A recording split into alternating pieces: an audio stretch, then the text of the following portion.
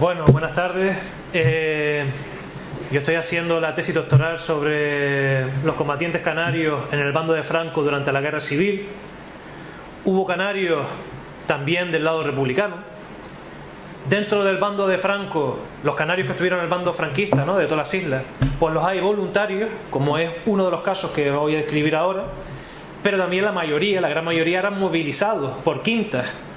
La quinta era, pues la gente hacía la milia a los 21 años, y si yo nacía en el 17, pues mi quinta era el 38, y si se movilizaba mi quinta tenía que ir al ejército sí o sí. Me movilizaba las fuerzas del ejército, tenía que ir sí o sí, porque si no era un prófugo, ¿no? Pero en este caso encontramos voluntarios. Esto se va complicando porque dentro de los voluntarios, en el caso de Canarias, hay voluntarios por parte de Falange, que llegaron a haber batallones de Falange en Canarias. En Canarias, en Las Palmas, hubo 3 banderas. Bueno, hubo la primera bandera de Falange de Las Palmas y la tercera bandera de Falange de Las Palmas. En Tenerife hubo un batallón de Falange de Tenerife, y luego hubo un batallón de Falange de Canarias, que se conoce como la segunda bandera de Falange de Canarias, donde había gente, en el mismo batallón, había gente pues de La Palma, de La Gomera, de Tenerife, de Gran Canaria, de Lanzarote, en un batallón, por así decirlo, regional. En este caso voy a hablarles sobre el batallón de voluntarios patriotas de Las Palmas, que aparece en muy pocos libros sobre la guerra civil en España, ¿no? Aparece muy poco de que hubo voluntarios canarios que fueron a Guinea a controlar Guinea por el bando franquista, ¿no?, por el bando rebelde, ¿no? En este concreto son 2 compañías, la primera y la tercera de este batallón. Fue el primer batallón donde se empezó a pedir públicamente a la prensa voluntarios desde el 1 de agosto del 36, ¿vale? Fue el primero que se abrió, se dio a conocer públicamente, y fue el primero que empezó a recoger gente, voluntarios, civiles, ¿no? Muchos acuden el mismo 18 de julio a adherirse a las fuerzas rebeldes. Muchos acuden a la comandancia militar, a los puestos de la Guardia Civil, a cualquier parte donde hubiese militares, sobre todo sectores conservadores de la sociedad, ¿no? Comerciantes, hijos de la burguesía, estudiantes, ¿vale? Y este batallón de voluntarios patriotas son de esa gente que acude al ejército a colaborar voluntariamente con el ejército. No está escrito en ningún partido político, ¿vale? Son civiles. Y ya luego, a partir del 1 de agosto, es el ejército el que promueve que la gente acuda a este batallón a apuntarse y a hacer maniobras y a hacer ejercicios tácticos por el ejército, ¿no? A partir del 1 de agosto del 36 se abre un banderín de enganche de la prensa, por así decirlo, ¿no? Ustedes saben que el general Mola, conocido como el director, indicaba de que para triunfar hacía falta civiles, hacía falta voluntarios, ¿vale? Como lo que no estaba planeado era una guerra civil, sino lo que estaba planeado era un golpe de Estado y tomar rápidamente Madrid, por eso encontramos cierta desorganización durante los meses de agosto y septiembre en este batallón. Son muchos nombres los que se barajan: Milicias Patrióticas de Gran Canaria, Batallón de Voluntarios de Gran Canaria, incluso se especuló con el batallón Balmes. Son muchos los jefes que tiene este batallón durante los meses de agosto y septiembre, ¿vale? Y incluso una cosa que llama la atención son las donaciones. La gente se ve un poco forzada a donar cosas a este batallón. Los que tienen dinero, pues dinero, joyas. Los que no, pues manta, ropa. Y los más humildes, pues aparecían empresas: fulanito de tal, de San Mateo, ha donado 3 sacos de papas, ha donado gofio, ha donado alimentos. La situación de Guinea. En Guinea, al igual que en toda España, la situación política social se enrarece después de las elecciones del 20 de febrero de febrero del 36, ¿no? Se enrarece, ¿no? Hay cierta inestabilidad. Por eso se proclama el estado de excepción en Guinea el 5 de junio y la República decide enviar a un buque de la Armada, el Méndez Núñez, ¿no? Con lo cual, al llegar el Méndez Núñez a Guinea, tanto la isla, donde estaba la capital en ese momento, Santa Isabel de Fernando Poo, como la zona continental. En este momento la Guinea española está formada por Santa Isabel de Fernando Poo, donde estaba la capital, por así decirlo, de la colonia, y la zona continental más grande eran las dos zonas que pertenecían a España. Cuando se envía el crucero Méndez Núñez, las 2 zonas quedan pacificadas en teoría y fieles a la República, ¿no? Mientras permanece ese buque de guerra. El buque sale de la península, llega a la colonia, pero en Madrid se ordena que el buque regrese a la colonia, ¿no? El buque ya se inicia hacia la península el 14 de agosto. Por el camino tiene telegramas diciendo de que la península está todo controlado por el bando republicano, pero también le llega un telegrama de Cádiz donde dice que por la parte sublevada está todo sofocado, menos la estación de radio de Madrid. Al final el buque termina yendo a Cartagena, pero la República envía a este crucero, a este barco de Transmediterránea, al Fernando Poo, que era un buque de la compañía Transmediterránea, un buque particular, que sale de Barcelona el 15 de septiembre hacia la colonia. Está el Fernando Poo, pero no es un buque de guerra, es un buque de pasajeros. El batallón de voluntarios patriotas. Una vez que ya las autoridades militares en Canarias tenían mucho miedo del Méndez Núñez, porque se especulaba, no hay documentos, pero las autoridades militares especulaban que el Méndez Núñez podía, en ese tránsito de Guinea hacia la península, podía parar en Canarias, bloquear alguno de los dos puertos, Santa Cruz o Las Palmas, o incluso podía bombardear. Es decir, las autoridades militares tenían miedo.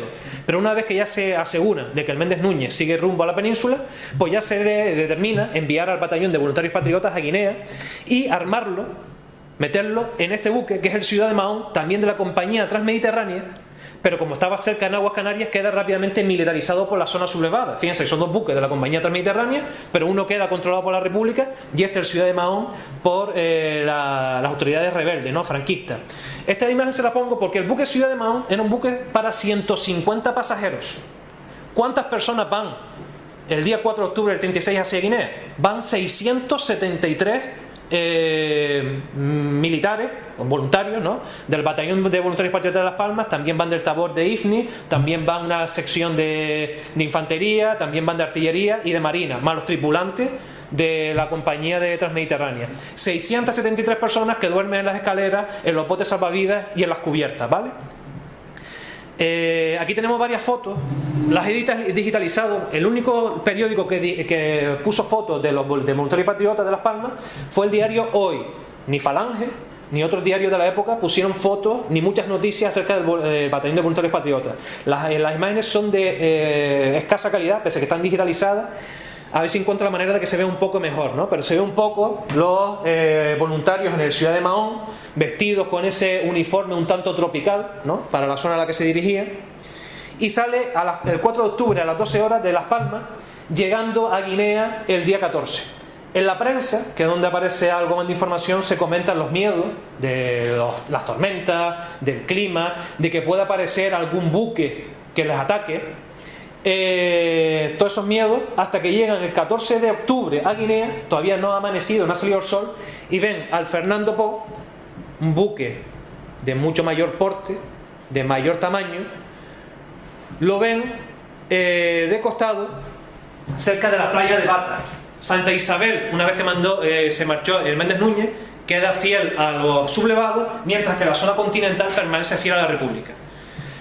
El buque Fernando Poo está de costado, el Ciudad de Mahón realiza 2 disparos. Como nadie contesta, nadie responde, realiza un tercer disparo que choca con el puente de mando, donde se observan llamas, pero ya aparecen banderas blancas.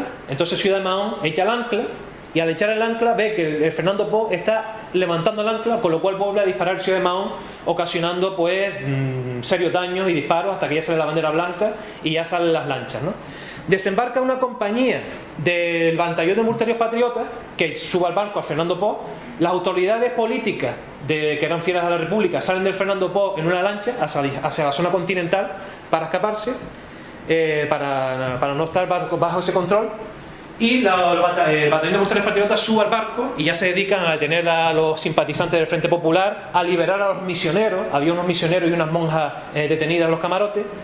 Y se dan cuenta de que allí, por los disparos, ha fallecido 3 personas en un camarote, destrozados, ¿no?, por un obús que impactó. Pero con el paso de los minutos se empieza a dar cuenta de que hay un boquete en el barco y que el barco está escorando hacia su lado izquierdo y está perdiendo ya cada vez más estabilidad. Se empieza a salir la gente en los botes salvavidas y el barco gana estabilidad. Pero a medida que más botes salvavidas empiezan a desembarcar, a salir al agua, el barco escora rápidamente hacia el otro lado. Ya con el último bote salvavidas, el barco da un cambio muy brusco, se rompen las cuerdas, el bote salvavidas cae al agua y se pierden a 5 voluntarios, mueren 5 voluntarios del batallón de voluntarios patriotas de Las Palmas, ¿no? El buque al final termina hundiéndose. Daniel, sí. ¿quieres recapitular? Pues esto fue el hecho más sonoro del Batallón de Voluntarios Patriotas, porque luego en Santa Isabel de Fernando Pol lo que hacen es detener a elementos del Frente Popular, a incautarse de armas, y luego pues estar en la colonia con la gente de allí, ¿no? Civiles. Incluso vemos estas fotos un tanto que evocan a los tiempos del imperialismo, ¿no? Con la gente de la propia colonia, ¿no? De raza negra. Y mi trabajo, lo que yo quiero ver, un poco la diferencia de extracción social. Estos son esquelas de los muertos del batallón, además de los misioneros en Guinea, que año tras año, cada 14 de octubre aparecían en prensa. Ver un poco la extracción social, en este caso en el Batallón de Voluntarios Patriotas, de 24 expedientes, pues la mayoría son pertenecientes a Las Palmas, uno de Ingenio, uno de Aruca, 2 de Guía, 4 desconocidos, porque en los expedientes no aparece toda la información. Las edades, pues no son gente movilizada, todos de una misma edad, de 22, 23, 25 años. Hay una persona de 45 años, hay 3 personas de 34, una persona de 33, 31, también hay de 16, de 17, 18, 19. Y luego, pues, profesiones, pues encontramos, pues, comerciantes, jornaleros, un mecanógrafo, un médico, un jornalero, estudiantes, músicos, y incluso los estados civiles. Son gente ya o muy joven o muy entrada en edad. Hay incluso hasta un viudo, 5 casados, en 16 casos no se especifica qué estado civil y 2 solteros, ¿no? Pues un poco es para ver, mi trabajo se centra en ver la diferencia que hay entre los voluntarios y los movilizados por el ejército franquista. Y ya nada más. Muchas gracias. Muchas gracias.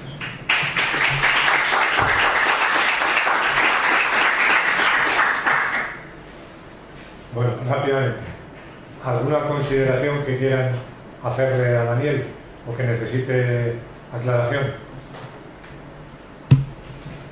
Daniel, el trabajo que presentas, ¿qué fuentes son las que has utilizado? Fuentes, expedientes personales de combatientes, sobre todo los voluntarios que están en Ávila, el Archivo Militar de Ávila. Aquí en el Archivo Histórico Provincial de Las Palmas están los de excombatientes, que no todos hacían esa ficha, era voluntaria, sobre todo para conseguir algún puesto de trabajo o presentarse a oposiciones. En el Archivo General de la Administración en Alcalá de Henares está el expediente judicial, que el ejército luego entra en averiguaciones de por qué murieron militares, en este caso voluntarios, por qué se hundió el barco, donde un poco las autoridades tanto del ejército como el representante de la compañía Transmediterránea, Atilio Legracia, pues salen un poco indemnes de por qué se hundió el barco. La prensa y escasamente, en este caso, bibliografía. Solamente he encontrado un libro, una fuente que habla sobre pero es un apartado que habla sobre la sofocación, ¿no? El control de la Guinea por las partes franquistas, y se habla de este batallón que va a Guinea. Solamente un libro. ¿Y no fue necesario enviar más tropas a Guinea? A Guinea. No, me faltó por decirle en la exposición que desde el mismo diciembre del 36 empiezan a caer muchos canarios enfermos de paludismo. No me he encontrado ninguna fuente de que estos canarios antes de ir a Guinea fuesen vacunados. Cerca de 30 canarios enfermaron de paludismo. Hubo un muerto más por paludismo. Y ya a partir de marzo del 37 ya el cuartel general de Franco empezó ya a pensarse ya en serio de primero enviar a todos los enfermos de Guinea a Canarias, a Las Palmas, y ya en marzo del 38 regresó todo lo que quedaba del batallón a Las Palmas por las enfermedades de paludismo. De todas maneras, entonces, la trascendencia o una de las conclusiones que se puede sacar de este trabajo es que Guinea se controla desde Canarias. Se controló desde Canarias. Y sobre todo el hecho anecdótico, que fue el batallón del bando franquista que más kilómetros tuvo que desplazarse en unas condiciones penosas. No solamente este batallón, sino muchos batallones de Canarias, de voluntarios, marcharon a la península en condiciones penosas. No me he encontrado lo de que fuesen vacunados antes de ir a Guinea. Incluso el propio comandante del batallón, que era un militar, pidió el 200% de sueldo a los soldados canarios, porque ya desde ese mismo octubre dice que ya los notaba ya desfallecidos físicamente, y pedía el 200% de sueldo, pero lo que desde el cuartel general de Franco lo que se dijo fue que se le pague lo mismo en escala a los militares de Guinea, a los de la Guardia Colonial que estaban allí. ¿Y qué repercusión posterior puede tener? Porque a partir de los años 50 empieza a haber emigración canaria a Guinea.